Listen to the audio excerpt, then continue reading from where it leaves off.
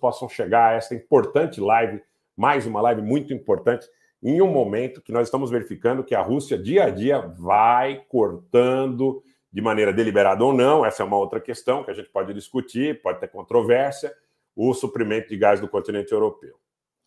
De novo, os Estados Unidos, eles estão conversando tanto com Paris, como com o governo do Scholz, como com o governo alemão, para que eles, de alguma forma, possam pontuar até que ponto eles podem, de alguma forma, concorrer para esse sacrifício, que é um sacrifício praticamente um harakiri das nações, das populações. É uma coisa muito complicada, muito complicada. Agora, pessoal também que eu conversei, especialista nessa questão aí do suprimento energético. E olha, eu vou confessar para vocês uma coisa, a gente tem muita dificuldade para conversar com especialistas no suprimento energético e pelo seguinte aspecto, porque muitos deles estão muito atrelados aos interesses das grandes corporações na área do petróleo e do gás. Muitos deles nos dão informações fora do ar, mas se negam peremptoriamente a qualquer tipo de participação pública.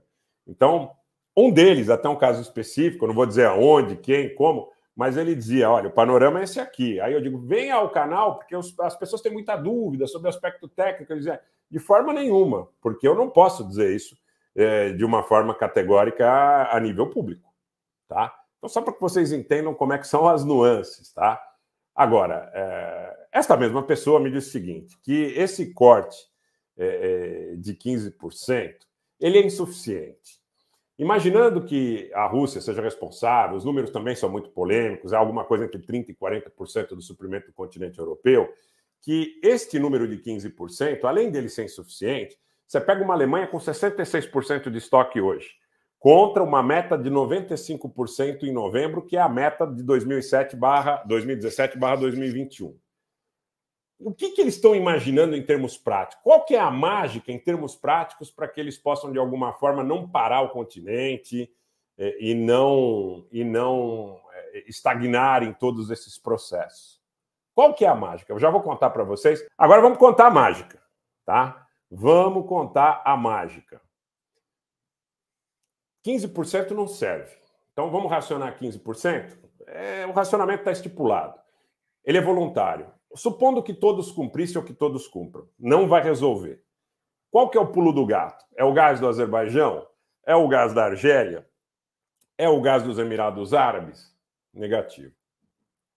O que eles estão imaginando, segundo esse especialista reportou, e ele disse, olha, eu preciso dizer, eu não posso te falar isso no ar. Não posso. Não pode pelas condições aí de trabalho dele. Eu compreendo perfeitamente. Talvez eu tivesse a mesma atitude.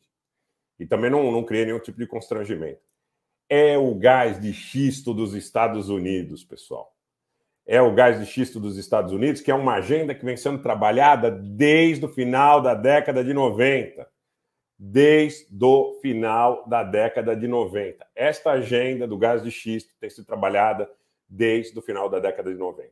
Agora, exatamente, Craque Neto já matou a pau aqui. Obrigado, Conrado. Craque Neto já matou a pau.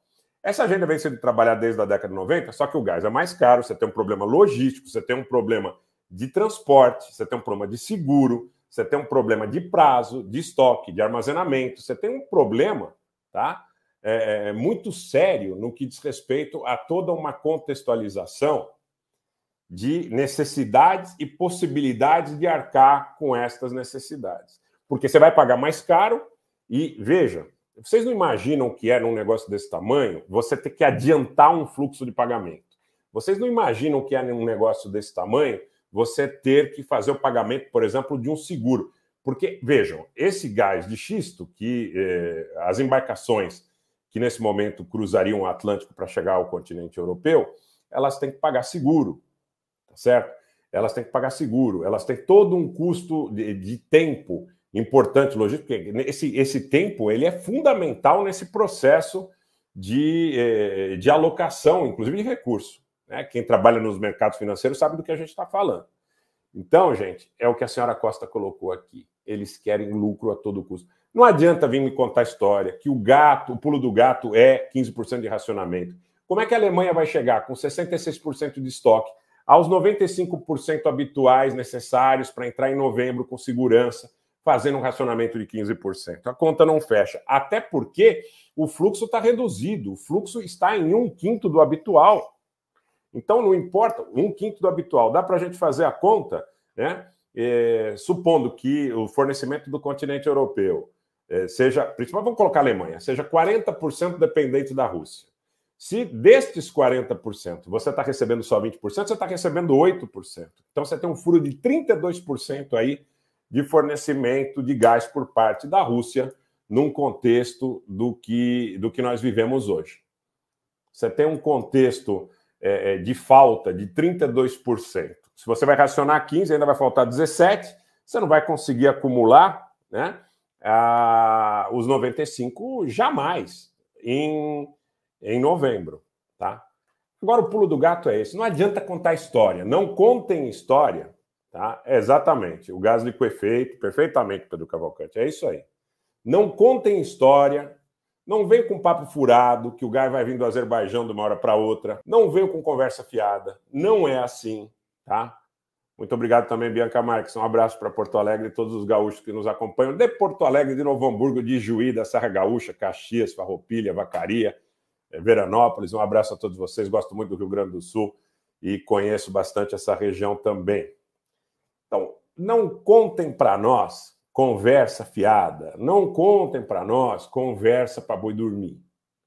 O que está sendo feito, na realidade, é um processo de adequação da demanda do continente europeu em relação à disponibilidade que os Estados Unidos se prepararam nos últimos anos para dispor para o continente europeu, com o objetivo fundamental de bloquear esta dependência, essa relação que foi estipulada por Putin e Merkel da terra por gás. Tá? Vocês sabem como é que é esse conceito. Então, quando a Alemanha cai o Muro de Berlim, em 1989, as divisões soviéticas abandonam a Alemanha Oriental, o compromisso verbal da OTAN, segundo os russos colocam hoje, vai claramente no sentido de dizer que não há necessidade de expansão da aliança em direção ao território russo. Isso não é cumprido. As sucessivas levas de incremento da posição da OTAN em direção à Rússia, em direção ao leste. Isso não aconteceu. O que se imaginava? Que a relação de dependência de gás do continente europeu pudesse, de alguma forma, coibir ou limitar as ambições dos Estados Unidos e da Grã-Bretanha em direção ao controle político da Federação Russa, utilizando também, de alguma forma, o interesse da Alemanha e da França, fundamentalmente, mas também dos outros Estados europeus, como anteparo. Não aconteceu. As ambições dos Estados Unidos e da Grã-Bretanha e seus aliados foram além. Diana, o gás do Azerbaijão, ele passa pela Geórgia, por Tbilisi, capital da Geórgia, e por Ceyhan, na Turquia. Esse é o caminho, mas aí a sua pergunta é bastante apropriada. Eu quero dizer uma coisa para vocês, Diana. Agora há pouco eu soube também que o Irã, que já fez declarações muito claras no sentido de que o Azerbaijão não deve tentar de nenhuma forma interromper a sua fronteira com a Armênia, e quando ele dá o recado para o Azerbaijão, ele está dando para a Turquia também, está dando para os interesses da indústria do petróleo, da Grã-Bretanha também. O Irã, que deixou essa mensagem absolutamente clara, tem feito uma denúncia que nos acordos da União Europeia com o Azerbaijão, para o incremento do fornecimento de gás do Azerbaijão para a União Europeia, constaria também a ideia da construção de uma linha, de um gasoduto, passando pelo território da República da Armênia, em direção ao enclave de Nakhchivan, com o objetivo de chegar à Turquia. Então, atentem para essa situação. O Irã não quer, e a Rússia, eu acho que está negociando toda essa situação, até porque, vou dizer só uma coisa aqui para vocês, pensem o que quiserem, cada um de vocês tire as próprias conclusões. Até porque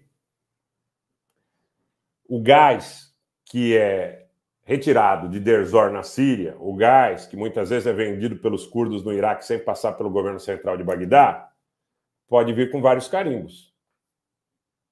Aí vocês tirem as conclusões que vocês acharem razoáveis, tá? Então o governo do Irã está dizendo um não taxativo à possibilidade da construção desse gasoduto sobre o território da Armênia com uma eventual pressão militar de Turquia, Grã-Bretanha. Isso é o proxy, que é o Azerbaijão. Esse é o ponto. Aqui a gente não tem papa na língua, não tem meia-verdade. Não tem meia-verdade. Quer dizer que o Azerbaijão é uma potência militar capaz de romper 4 linhas, como os exércitos da Armênia e do Nagorno-Karabakh construíram nos últimos 30 anos com o apoio da Federação Russa, é uma balela. Primeiro, porque a conquista territorial foi muito menor do que aquela alardeada publicamente, os acordos aí subterrâneos falaram muito alto no momento da retirada das tropas armênias de determinadas regiões. E depois, porque eles já tinham tentado em 2016, tinham tentado no próprio ano 2020, e nenhuma das vezes eles foram bem-sucedidos, assim como não foram bem-sucedidos na guerra de 88 a 94. Então, é conversa fiada. Esta guerra foi feita por procuração, tá?